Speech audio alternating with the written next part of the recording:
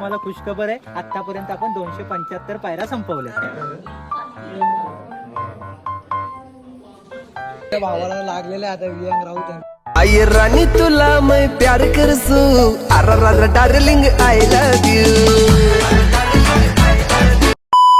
Guys नमस्कार, कसे आहेत सगळे बरे असेल.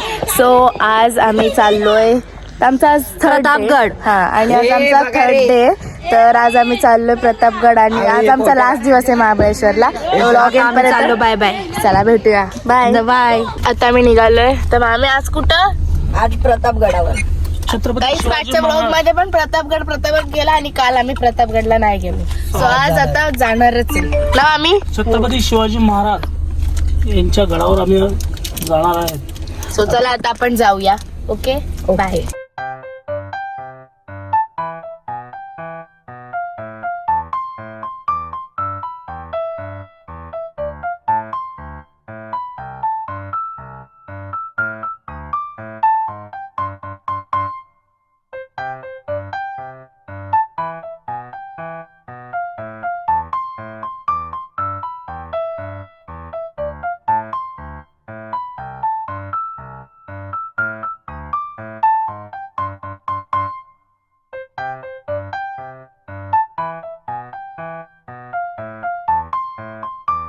नाश्ता करायला थांबलोय आणि घाटात आमचे कान पॅक झाले. सो आता आपण नाश्ता करूया. आम्ही सह्याद्रीला आलोय हॉटेल.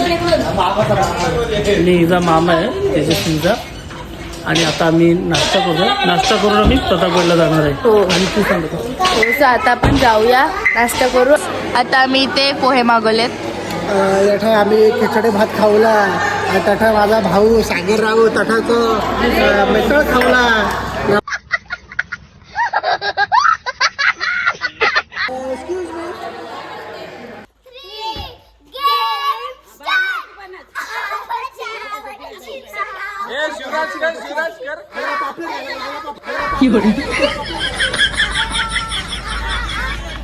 आता आमचा नाश्ता वगैरे करून झालाय. सो आता आम्ही वापस निघालोय प्रतापगडला जायला. सो सगळ्यांचं पोट फुल झालंय. येस, तर चला आता आपण जाऊ.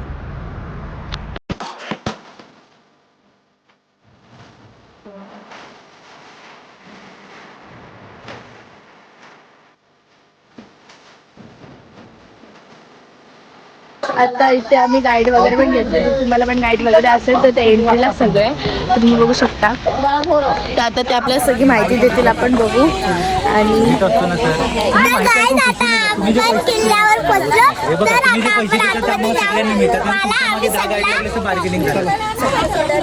आता आपल्याला सांगतील काय काय सांगा. ऐका, सध्या आपण हा जो किल्ला पाहायला चाललोय तो अजून खाजगी मालकीमध्ये आहे. म्हणजे छत्रपती शिवाजी राजांचे 13वे वंशज आहेत. नाव आहे श्रीमंत छत्रपती उदयनराजे भोसले. सातारला राहतात. त्यांच्या खाजगी मालकीमध्ये प्रॉपर्टी आहे. त्यामुळे इकडे पर्यटकांना पण कोणताही टॅक्स ठेवला नाही, गाडीला टॅक्स नाही, फिरणं सगळं फ्रीमध्ये आहे.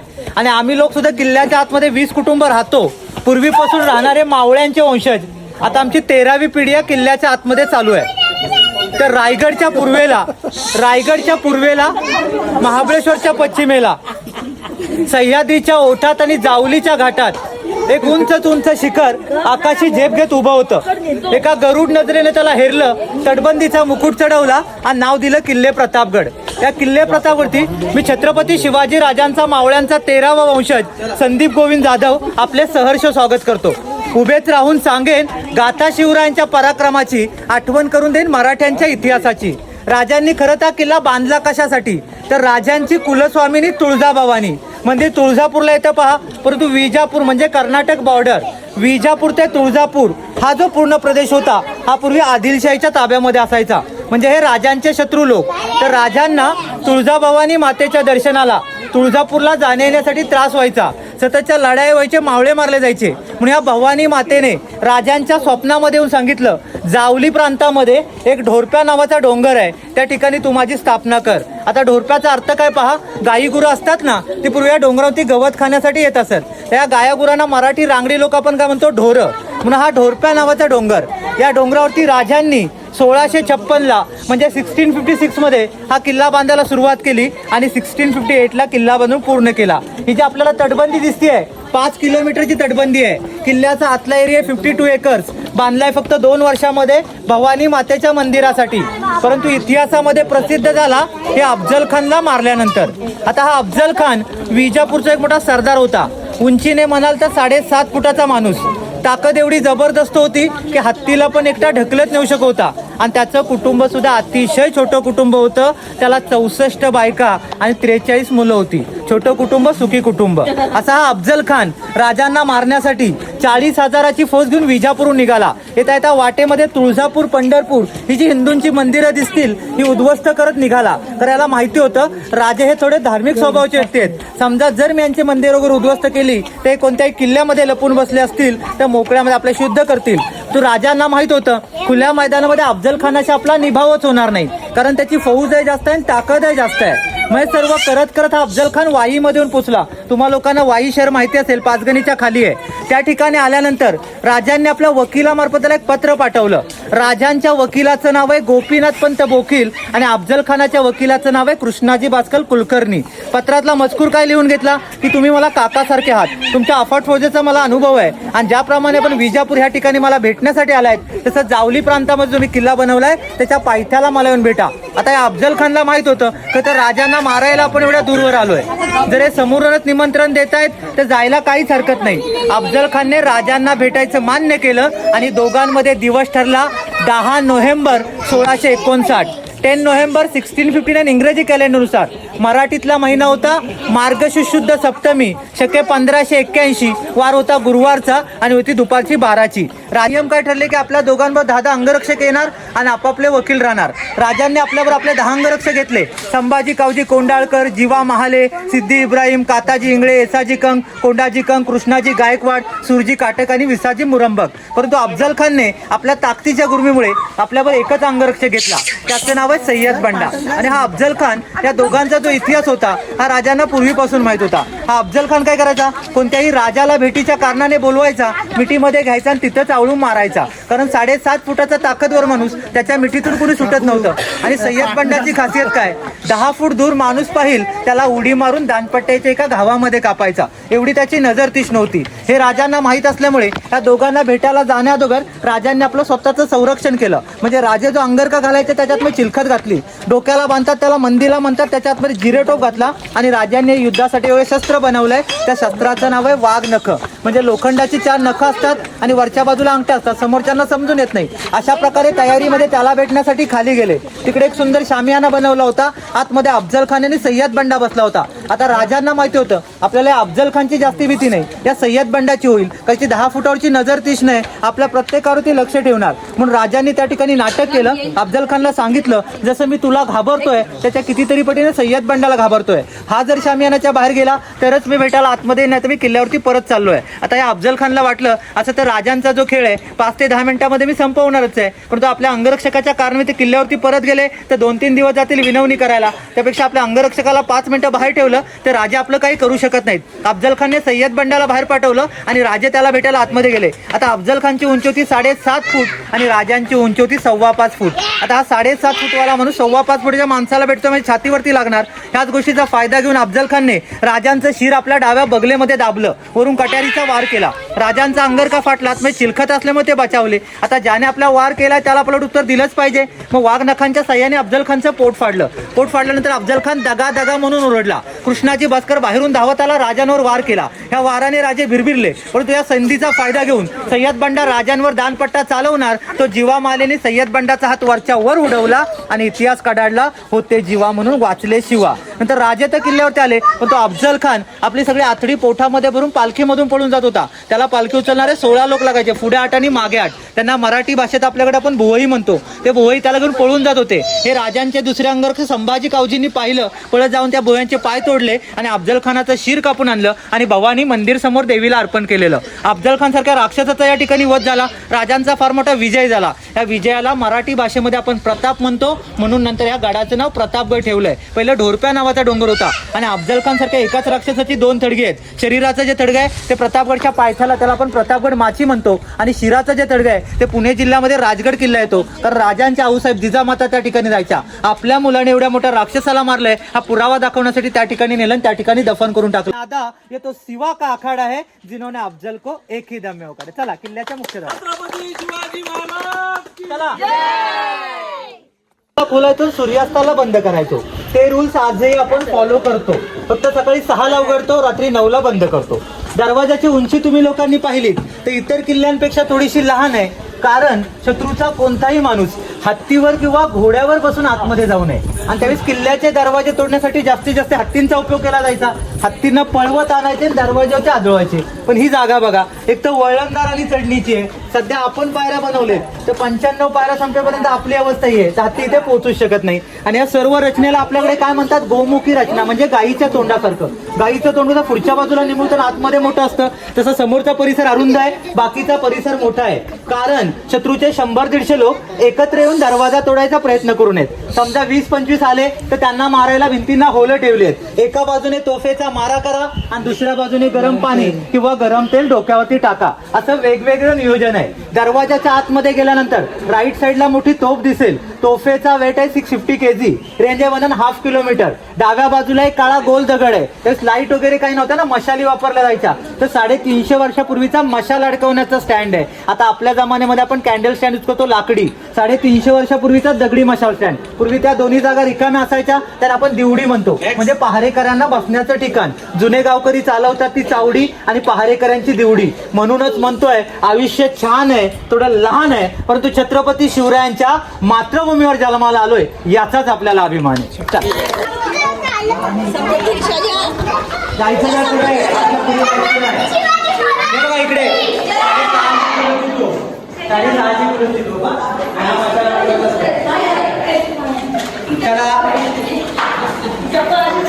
त्या पाठीमागे इथे एक दरवाजा आहे, त्याला आपण काय म्हणतो, पालखी दरवाजा. म्हणजे राजे जास्ती करून रायगड किल्ल्यावरती राहायचे. इथून 64 किलोमीटर राजधानीचा किल्ला. तिथून भवानी मातेच्या दर्शनाला या ठिकाणी यायचे. तर राजे लोकांना पालखीतून आत नेलं जायचं, म्हणून त्याला आपण पालखी दरवाजा म्हणतो. समोर जो झेंड्याचा बुरुज दिसतोय त्याला आपण काय म्हणतो, टेहळणी बुरुज, म्हणजे ऑब्झर्वेशन टॉवर. त्यावेळी शत्रूच्या प्रत्येक हालचालीवरती लक्ष ठेवण्यासाठी काही दुर्बीण वगैरे नव्हते, मग ते लोक अशा प्रकारचे बुरुज बनवायचे. आणि इतिहासामध्ये प्रसिद्ध आहे. तुम्ही इतिहासाचं 4थीचं पुस्तक आजही पाहिलं तरी पहिल्या पानावरती नेहमी हे चित्र असतं. प्रतापगड म्हटलं तर लोकांच्या नजरेसमोर हा मेन भाग येतो. आणि आजही या किल्ल्याचं जे बांधकाम आहे हे आपण पूर्वीच्या पद्धतीने चालू केलंय. पूर्वी किल्ल्याच्या बांधकामामध्ये आपण काय मटेरियल वापरायचो, त्याच्यामध्ये वाळू, चुना, गूळ, उडदाची डाळ, तुरटी, खडीसाखर, कात्या, शंखांचा चूर आणि सिसा असायचं. एक दगडी चाक असायचं, त्याला बैल ओढायचे, त्याला आपल्या भाषेमध्ये आपण घाणा म्हणतो. आता इलेक्ट्रिसिटी आलेत म्हणून आपण ग्राइंडर बनवलेत. पण ही जी आता नवीन बनवायला लावलेली भिंत दिसते तुम्हाला, आजही विदाऊट सिमेंटची, गुळ चुन्यामध्येच आपण ते बनवतोय. त्याच्यामध्ये सिमेंट यूज करत नाही आपण. या चला, हा धुक्यामध्ये जो डरलेला डोंगर दिसतोय ना, हे महाबळेश्वर आहे. समुद्र सपाटीपासून महाबळेश्वरची उंची 4500 फूट आहे आणि प्रतापगड 3.5. 1000 फूट महाबळेश्वर उंच आहे. तुम्ही लोकांनी काही पॉइंट्स पाहिले असतील किंवा जाल. आर्थर सीट लॉर्डविक हे सर्व इंग्रजांनी वसवलंय.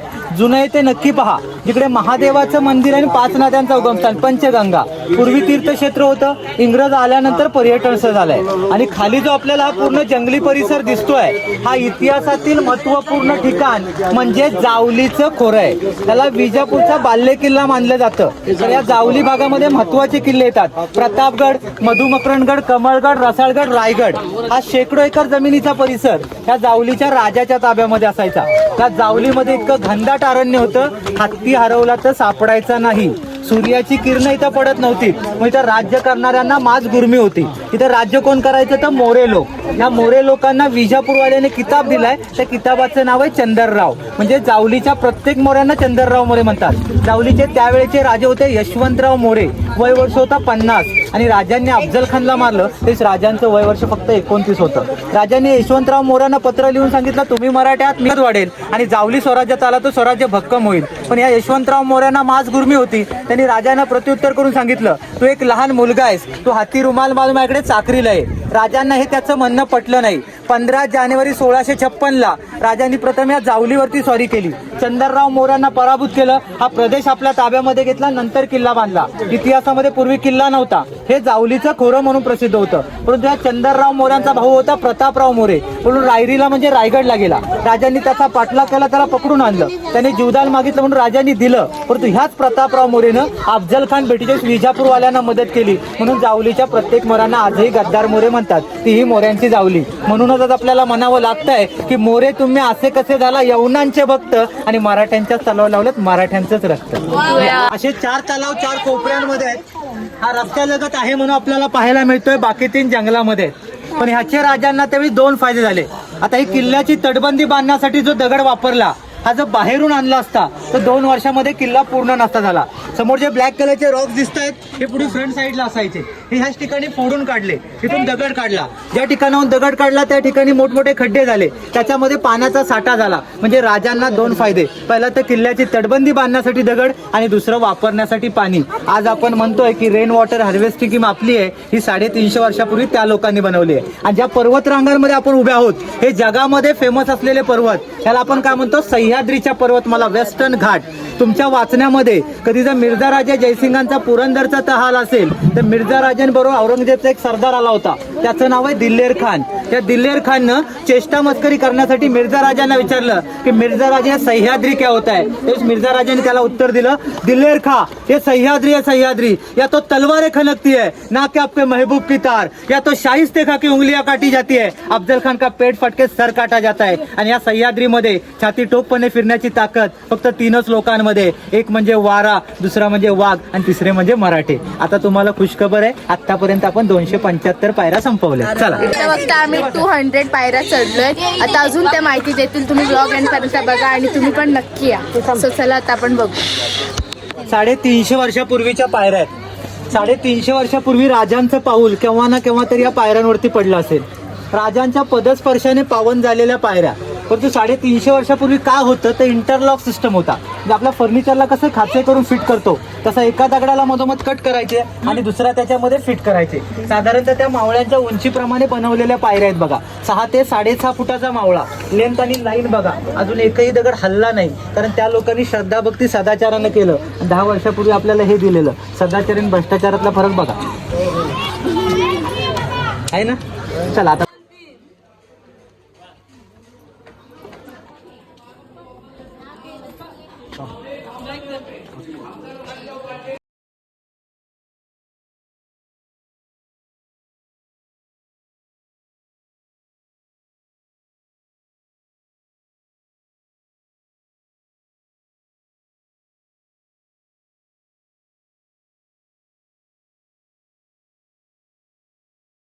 सगळ्यात मुख्य ठिकाणी येऊन पोहोचलो.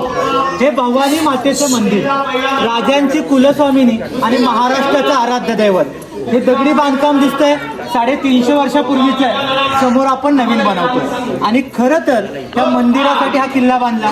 परंतु इतिहासामध्ये प्रसिद्ध झाला अफजल खानला मारल्यानंतर. आतमध्ये महत्वाच्या 3 गोष्टी आहेत ज्या आपण लोकांना पाहावायच्या आहेत. पहिली म्हणजे भवानी मातेची मूर्ती आहे. मूर्तीच्या समोरच काचेच्या बॉक्समध्ये स्फटिकाचं क्रिस्टलचं शिवलिंग आहे आणि अपोजिट बाजूला काचेच्या दरवाजामध्ये एक तलवार आहे. या भवानी मातेच्या मूर्तीला जो दगड वापरला हा नेपाळच्या कालीगंडकी नावाच्या नदीतून आणलाय. हा दगड कशाचा आहे. सोनार लोकांकडे सोन्याची पारख करण्यासाठी वाटीमध्ये जो काळा दगड ठेवतात त्याला शालिग्राम म्हणतात. शालिग्राम दगडापासून भवानी मातेची मूर्ती बनवण्यात आलेली आहे. हा दगड नेपाळवरून राजगड किल्ला पुणे जिल्ह्यामध्ये मागवण्यात आला आणि त्यावेळेचे मूर्तिकार होते बंबाजी नाईक पानसरे ज्याने अष्टभुजा म्हणजे 8 हात असलेली मूर्ती घडवली आहे. आणि 1661 ला मूर्तीची स्थापना. अफजल खान वधानंतर 2 वर्षांनी. आपण आतमध्ये जाऊन पाहू 365 वर्षापूर्वीची मूर्ती कशी दिसते. मूर्तीच्या समोरच काचेच्या बॉक्समध्ये स्फटिकाचं शिवलिंग आहे. राजे आपल्या सतत सोबत बाळगणारे शिवलिंग पाहण्याचा योग तुम्हा लोकांना आलाय. आणि आतमध्ये जी तलवार आहे ते स्वराज्याचे 4थे सेनापती होते. नाव आहे हंसाजी मोहिते. पहिले सेनापती मानकोजी दस्तोंडे, दुसरे नेताजी पालकर, तिसरे प्रतापराव गुजर आणि चौथे जे हंसाजी मोहिते म्हणजे सोयराबाईंचे भाऊ, राजारामांचे मामा, राजांचे मेहुणे यांची ती तलवार. परंतु ह्या ठिकाणी का ठेवण्यात आलेली आहे? ते हंसाजी मोहित्यांचा पराक्रम आहे. एका मावळ्याने एका युद्धामध्ये ते एका तलवारीने फक्त 600 लोक मारले. त्यांना हंबीरराव किताब मिळालाय. हंबीरराव कान्होजी मोहिते, कराड तळवी त्यांचे गाव. आता त्याचा रिवाज होता, एखाद्या मावळ्याने शत्रू सैन्याचे जे 100 लोक मारले तर इनाम म्हणून तलवारीच्या पातळीचा रिबीट मारला जायचा. त्या पातळीची 6 रिबीट आहेत, फ्रंटला 3 आणि बॅकला 3 आणि सुवर्णाक्षरात त्यांचं नाव आहे हंबीरराव कान्होजी मोहिते. मातेची मूर्ती, स्फटिकाचं शिवलिंग, तलवार अशा 3 गोष्टी हात आहेत. आपल्या समोर काही जुन्या तोफा आहेत बघा. त्यांना आपण काय म्हणतो? उकळीच्या तोफा. थोडक्यात पद्धत कशी राहते? दारू गोळा करून टाकतात आणि मागे छोटे छोटे होले तिकडून फायर करतात. साधारणतः हातामध्ये आपण बॅग कशी पकडतो तशी हातामध्ये पकडण्याची पहिली वाली तोफ आहे. एकटा माणूस उचलून 5 किलोमीटरची बॉर्डर फिरत होता. वजन फक्त त्याचं 150 किलो आहे. आता आपण मिलिटरीमध्ये टीव्हीमध्ये लॉकेट लॉन्चर पाहतो, ते जुने वाले 120चे, 35च्या दोन्ही 45चे आणि 3 नंबरच्या हॉकीच्या काठीसारखी दिसते बघा. ही त्यावेळची दगडफोड्याची पहार आहे. आज आपल्या जुन्या कुटुंबामध्ये आपण पहार असायची म्हणायची वेळ आणली आहे. एक तर अंगठ्याची साईज असते, 1.5 ते 2 किलो वजन असतं. त्याचा वापर आपण माती खाण्यासाठी करतो. ही त्यावेळची दगड फोडायची पहार, 50 किलो वजनाची पहार घेऊन लोक 8-8 तास काम करत होते. आता आपल्याकडे बरेचसे आधुनिक मावळे येतात, उचलण्याचा प्रयत्न करतात, हातापायनं पाडून देतात. मग आम्ही लोकांनी ते बंद केलंय, कारण आता आपल्याला नवीन इतिहासाची गरज उरली नाही. तर येणारे जे आधुनिक मावळे आहेत सगळे वडापाव, पिझ्झा, बर्गर, चायनीजचे समाधानी, त्यांचं हे कामही नाही. म्हणूनच म्हणावं लागतंय की नसत्या राजमाता जिजाऊ, नसत्या राजमाता जिजाऊ तर नसते दिसले अंगणामध्ये तुळस आणि नसते राजा शिवछत्रपती तर उरले नसते मंदिरात कळस. चला दर्शन.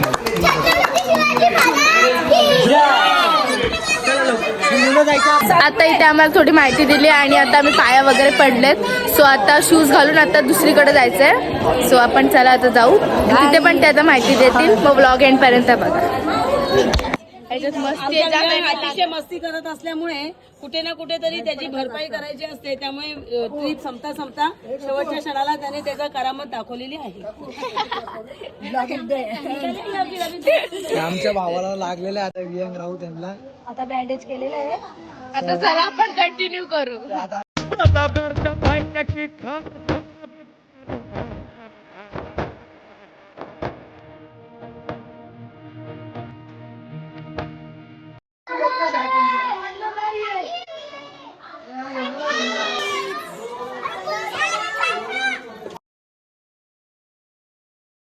आता आम्ही आलो बघून सगळं गड वगैरे, तर तुम्ही बघितलं असेल. आणि आम्ही जरा तिथे त्या साईडला नाही गेलो कारण थोडं काम चालू आहे गडाचं. तर नेक्स्ट टाइम आलो की नक्की बघू आणि तुम्ही पण आले की नक्की बघा, खूप भारी आहे. आणि आता आपण जाऊया. आता माहिती नाही कुठं जायचंय, बट चला आता आम्ही खाली उतरलोय. आता इथून जाऊ वाईच्या ढोल्या गणपतीचं दर्शन घ्यायला. अतिशय सुंदर कृष्णा नदीच्या तीरावर ढोल्या गणपतीचं मंदिर आहे. गाईस, तुम्ही जर कधी साताऱ्याला आलात तर वाई या ठिकाणी जाऊन ढोल्या गणपतीचं नक्की दर्शन घ्या. चला आता आपण जाऊया. Bye bye bye.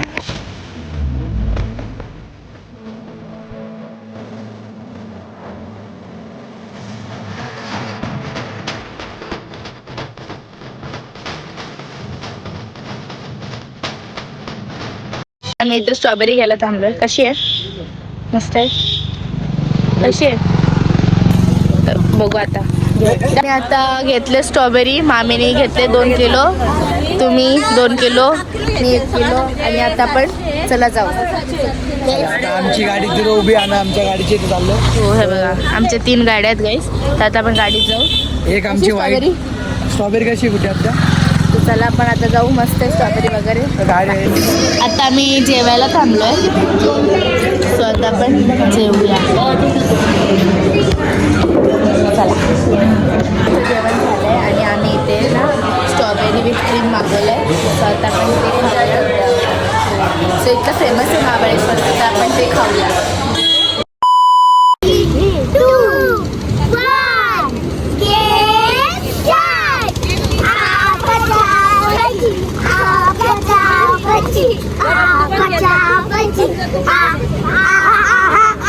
गाईस आता आम्ही ना पेट्रोल पंपवर थांबलोय आणि आपण कुठल्या गणपतीला जाणार होतो तर ते आमचं कॅन्सल झालं कारण आता खूप लेट झाला आहे आणि टाइमपास करत होतो. सो आता आम्ही आता घरी चाललोय. मग आता नाही आठवत आहे. मग आता आपण जाऊ चला. सो भेटूया.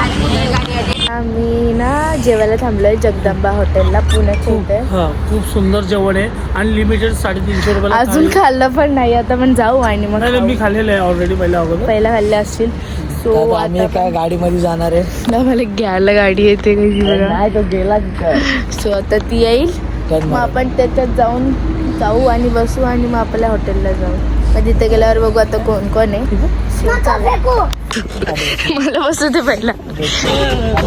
सो गाईज आता मी बसलोय तर त्या मला सोडतील ते हॉटेलच्या इथे. सो आपण जाऊया. आणि आम्ही पार्किंगच्या इथं होतो.